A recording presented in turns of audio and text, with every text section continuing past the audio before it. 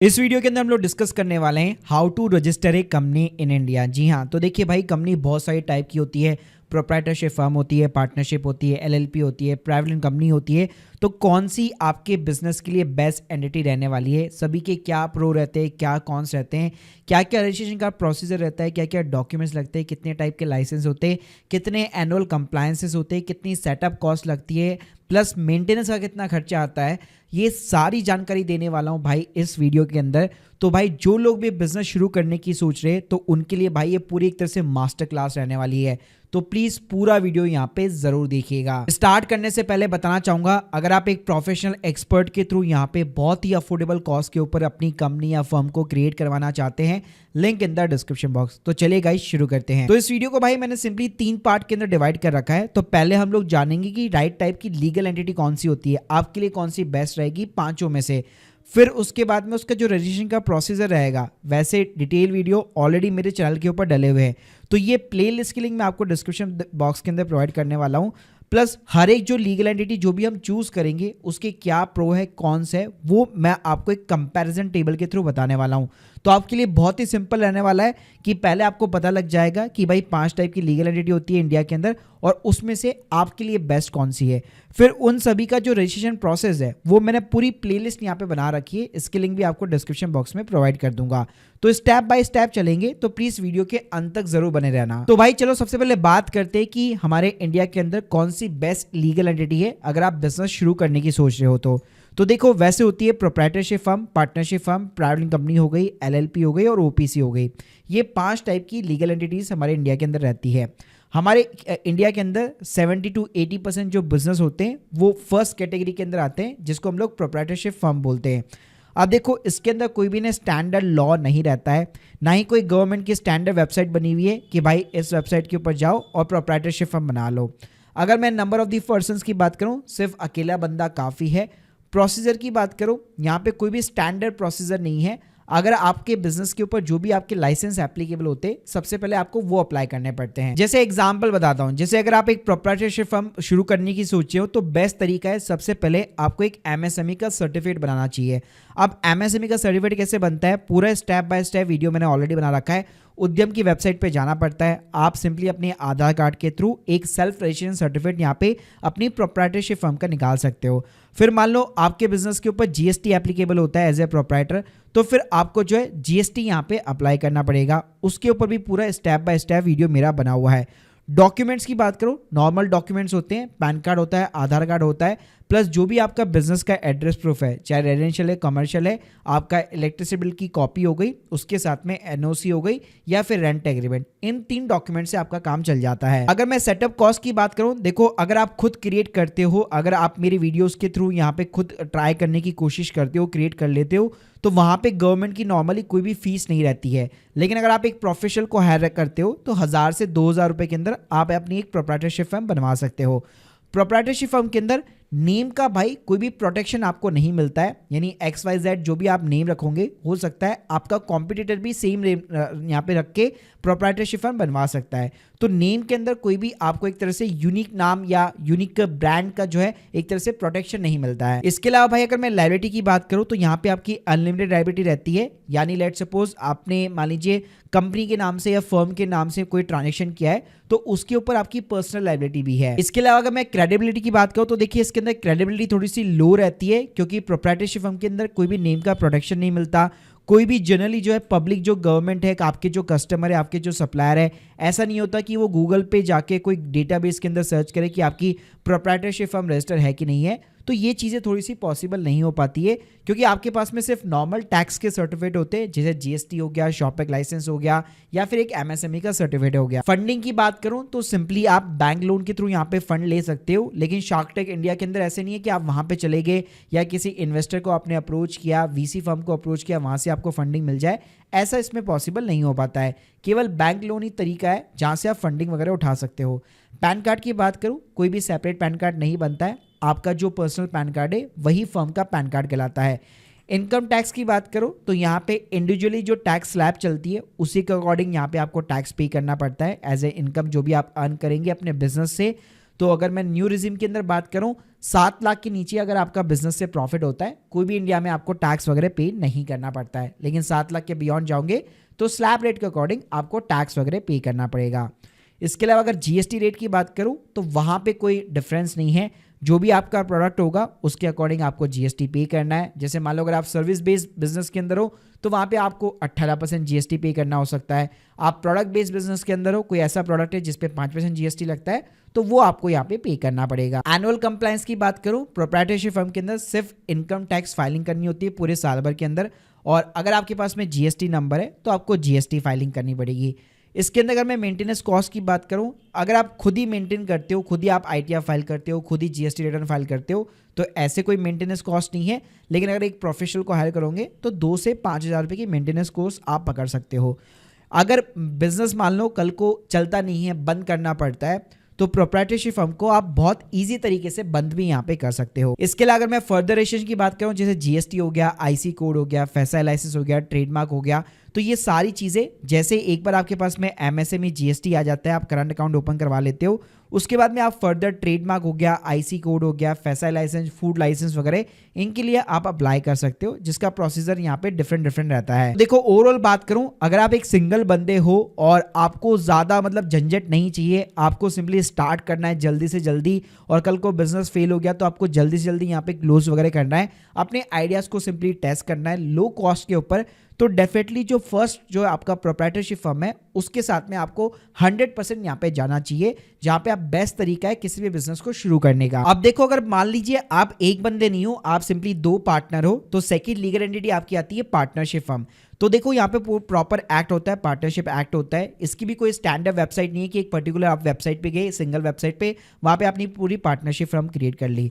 तो अगर इसका मैं प्रोसीजर बताना चाहूँ तो पहले आपकी एक डीड बनती है प्रॉपर स्टैम्प पेपर के ऊपर, जिसके अंदर प्रॉपर सारी कंडीशन मेंशन होती है कि पार्टनर्स जो है उसके बीच में क्या क्या टर्म्स एंड कंडीशन है। इस वीडियो के अंदर मैंने प्रॉपर डीड वगैरह सब कुछ आपको डिटेल वाइज यहाँ पे बता रखा है। तो ऑब्वियसली बात है, प्लेलिस्ट के लिंक मैं आपको डिस्क्रिप्शन बॉक्स में दे रहा हूँ, वहाँ से आप पूरा प्रोसीजर वगैरह चेकआउट कर सकते हो। तो ओवरऑल एक आइडिया बताओ, तो एक आपको पार्टनरशिप डीड क्रिएट करनी है, उसके बाद में जैसे वो डीड बन जाती है फिर आपको एक पैन कार्ड के लिए अप्लाई करना पड़ेगा, क्योंकि पैन कार्ड यहाँ पे सेपरेट बनेगा, पार्टनरशिप फर्म का अलग से बनेगा, प्रोप्राइटरशिप फर्म में सेपरेट नहीं बन रहा था। उसके बाद में जैसे आपका डीड बन जाता है, आपका पैन कार्ड बन जाता है, फिर आप चाहो तो अपनी पार्टनरशिप फर्म को यहाँ पे गवर्नमेंट के साथ में रजिस्ट्रार ऑफ फर्म्स का ऑफिस होता है, लोकली चलता है, यहाँ पे हर स्टेट में अलग अलग रहता है, तो वहाँ पे जाके आप रजिस्टर करा सकते हो। उसके बाद में आप करंट अकाउंट ओपन करा सकते हो। उसके बाद में फिर आप जीएसटी हो गया, ट्रेडमार्क हो गया, फूड लाइसेंस हो गया, इसके लिए अप्लाई कर सकते हो। प्रोप्राइटरशिप फर्म में क्या था, स्टार्टिंग से ही आप अप्लाई कर सकते हो, कोई भी आपने डीड नहीं बनाई, कोई भी पैन कार्ड अप्लाई नहीं किया, स्टार्टिंग से ही आप सीधा जीएसटी, एमएसएमई, शॉपिंग लाइसेंस के लिए अप्लाई कर सकते हो। लेकिन पार्टनरशिप फर्म में ऐसा नहीं होता, पहले एक लीगल एंटिटी यहाँ पे क्रिएट होगी, उसके बाद में सारे सर्टिफिकेट वगैरह बनते हैं। अगर मैं सेटअप कॉस्ट की बात करूं तो देखो खुद अप्लाई करते हो, खुद सारी चीजें करते हो, तो ऑब्वियसली सिर्फ गवर्नमेंट के चार्जेस आपको बियर करने पड़ते हैं, स्टैम्प ड्यूटी वगैरह हो गई। बाकी अगर आप एक प्रोफेशनल को हायर करते हो तो 2 से 5 हज़ार के अंदर आप आराम से बनवा सकते हो। इसके अलावा नेम प्रोटेक्शन यहाँ पे भी आपको नहीं मिलता है, जो आपका नाम है हो सकता है आपका कॉम्पिटिटर सेम नाम से पार्टनरशिप फर्म बना सकता है, उसको कोई भी रोक वगैरह नहीं सकता। लायबिलिटी की बात करो तो यहाँ पे भी अनलिमिटेड होती है। आपका पार्टनर मान लीजिए आपकी फर्म के नाम पे आपसे बिना पूछे ही लोन उठा के किसी से लोन उठा लिया, तो उसकी जो लायबिलिटी रहेगी पूरी फर्म की रहेगी, और उसके अंदर आपकी पर्सनल लायबिलिटी भी रहेगी। तो लायबिलिटी के केस में कोई भी यहाँ पे लिमिटेशंस नहीं रहती है। क्रेडिबिलिटी की बात करो तो यहाँ पे भी सेम कहानी है, प्रोप्राइटरशिप फर्म की तरह थोड़ी सी क्रेडिबिलिटी यहाँ पे लो रहती है। पब्लिक सर्च की बात करूँ तो कोई भी आपके कस्टमर से, आपके सप्लायर से, ऐसा नहीं है कि गूगल पे जाके गवर्नमेंट की डेटाबेस के अंदर वो सर्च कर लेंगे कि आपकी पार्टनरशिप फर्म रजिस्टर है कि नहीं है, ऐसा पॉसिबल नहीं हो पाता है। फंडिंग की बात करो, यहाँ पे भी सेम कहानी है, बैंक के लोन के थ्रू आप फंड ले सकते हो। पैन कार्ड की बात करूँ तो यहाँ पे एक सेपरेट पैन कार्ड बनता है, फर्म का एक अलग से पैन कार्ड बनता है। इनकम टैक्स की बात करूं तो 30% का फ्लैट टैक्स रेट है। यहाँ पे कैसा था, स्लैब वाइज था, 7 लाख तक कोई टैक्स नहीं है, लेकिन पार्टनरशिप फर्म में ऐसा नहीं होता है। आप जो भी प्रॉफिट कमाएंगे सीधा 30% आपको टैक्स पे करना पड़ेगा। जीएसटी रेट की बात करूं तो भाई डिपेंड करता है आप प्रोडक्ट सेगमेंट के अंदर है तो कौन से प्रोडक्ट पे कौन सा टैक्स रेट लग रहा है, तो उसके अकॉर्डिंग आपको जीएसटी पे करना है। तो जैसे प्रोप्राइटर के केस में था, सेम कहानी यहाँ पे भी रहने वाली है, कोई भी टैक्स का इससे स्टैंडर्ड रेट नहीं है। एनुअल कंप्लायंस की बात करूँ, इनकम टैक्स भाई आपको हर साल फाइल करना है। इसके अलावा अगर आपके पास में जीएसटी नंबर है तो जीएसटी रिटर्न भी आपको प्रॉपर तरीके से फाइल करनी है। हो सकता है मंथली बेसिस पे हो सकता है क्वार्टरली फाइलिंग्स हो, तो वो डिपेंड करता है। मेंटेनेंस कॉस्ट की बात करूं तो 2 से 5,000 रुपये इसका आप मान के चल सकते हो। क्लोजिंग भी इसका भी इजी है कि कल को बिजनेस नहीं चला, पार्टनरशिप फर्म आराम से आपकी बंद हो जाएगी। तो ओवरऑल बात करूं, अगर आप मान लीजिए 2 पार्टनर है और जस्ट आइडियाज को टेस्ट आउट करना चाहते हो लो कैपिटल के ऊपर, लायबिलिटी चलो ठीक है अनलिमिटेड है, कोई दिक्कत वाली बात नहीं है, आपको प्रोटेक्शन भी नहीं मिल रहा नेम का, उससे भी कोई दिक्कत नहीं है आपको, तो डेफिनेटली आप पार्टनरशिप फर्म के साथ में आराम से स्टार्ट कर सकते हो। अब बात करते हैं भाई प्राइवेट लिमिटेड कंपनी की, जो सबसे ज्यादा मोस्ट पॉपुलर लीगल एंटिटी होती है स्पेशली स्टार्टअप्स के लिए। तो देखो इसके अंदर लॉ लगता है, प्रॉपर कंपनीज एक्ट के अंदर रजिस्टर होती है, प्रॉपर एक डेडिकेट वेबसाइट भी है गवर्नमेंट की, एमसीए करके, मिनिस्ट्री ऑफ कॉर्पोरेट अफेयर्स करके, जहां पे आप अपनी कंपनी को इंकॉर्पोरेट करवा सकते हो।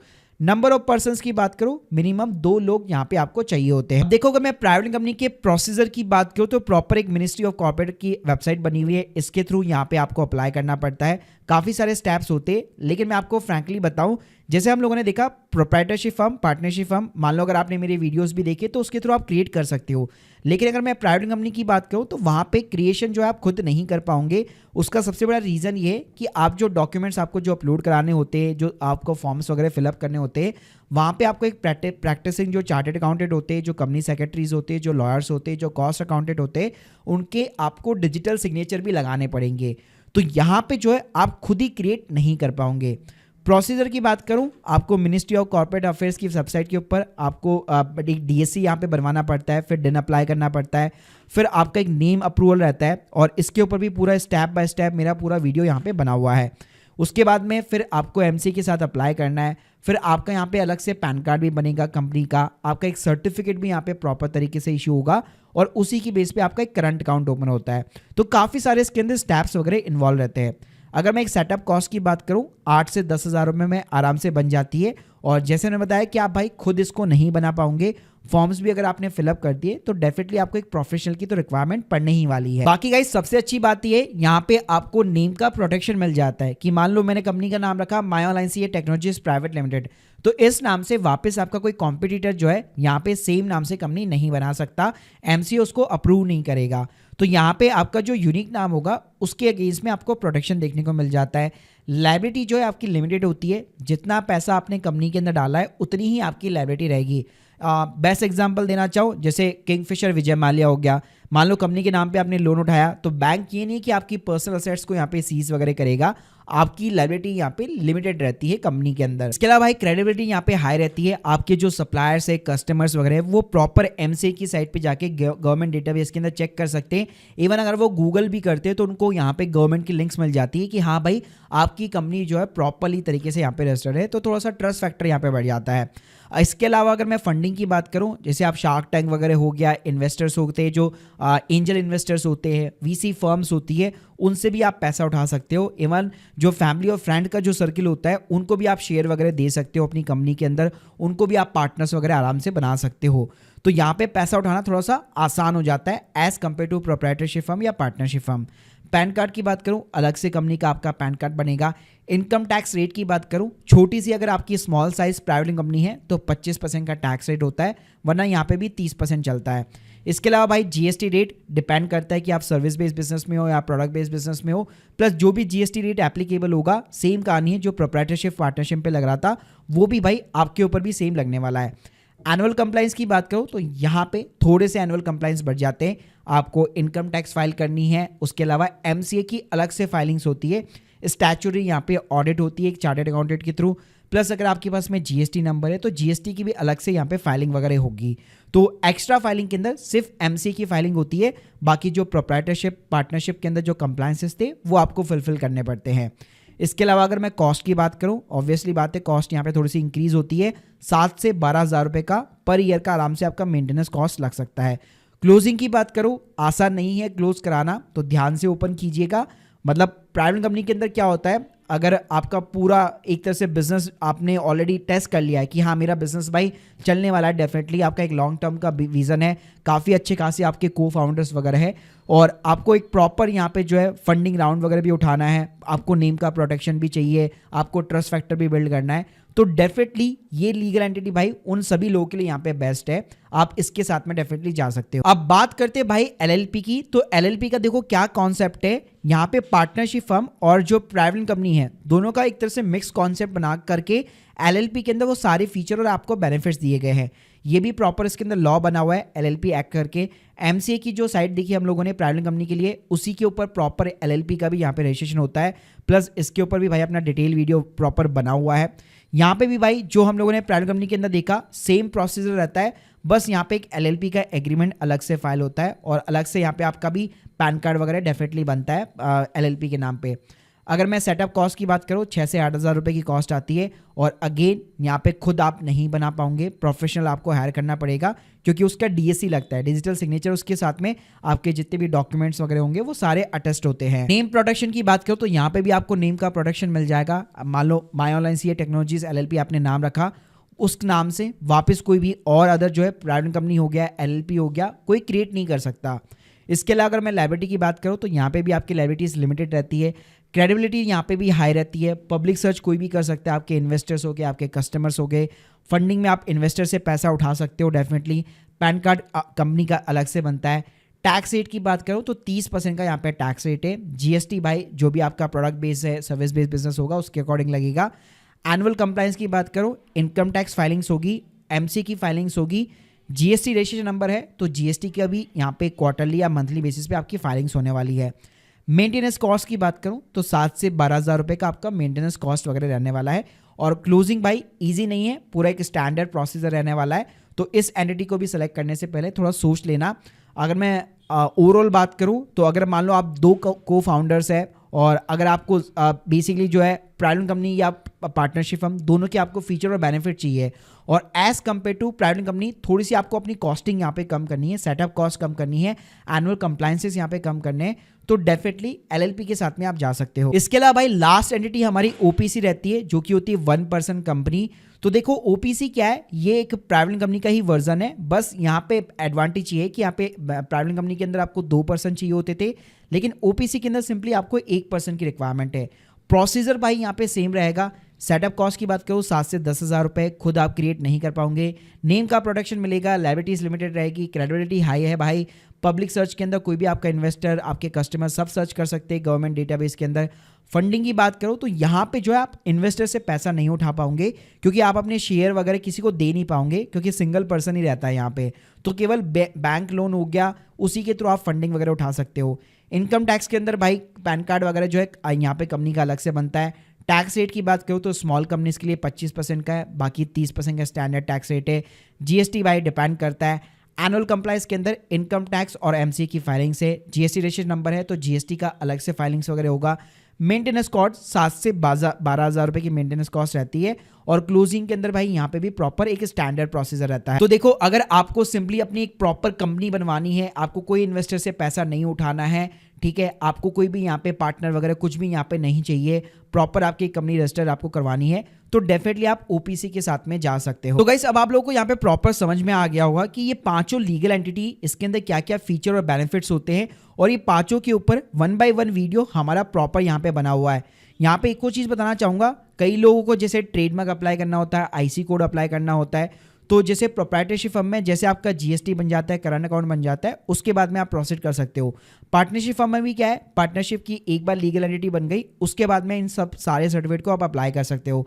प्राइवेट कंपनी के अंदर भी एक बार आपका करंट अकाउंट ओपन हो गया उसके बाद में जीएसटी अप्लाई करना है, ट्रेडमार्क है, आईसी कोड है, वो सारे बाद के प्रोसेस है। सेम कहानी एलएलपी और ओपीसी के अंदर होती है। तो ये प्लेलिस्ट के अंदर मैंने क्या किया है, जितनी भी लीगल एंटिटीज होती हैं उन सभी के स्टेप बाय स्टेप तो हम लोगों ने वीडियो बनाए रखे हैं। साथ में जीएसटी हो गया, फैसाई हो गया, ट्रेडमार्क हो गया, आईसी कोड हो गया, करंट अकाउंट कौन सा ओपन करना है, इन सब की गाइड्स भी मैंने प्रॉपर तरीके से यहाँ पे मेंशन कर रखी है। तो भाई ये पूरा आपके लिए एक मास्टर क्लास हो गया, क्योंकि एक ही वीडियो के अंदर देखो सारी चीज़ें एक्सप्लेन करना इम्पॉसिबल है।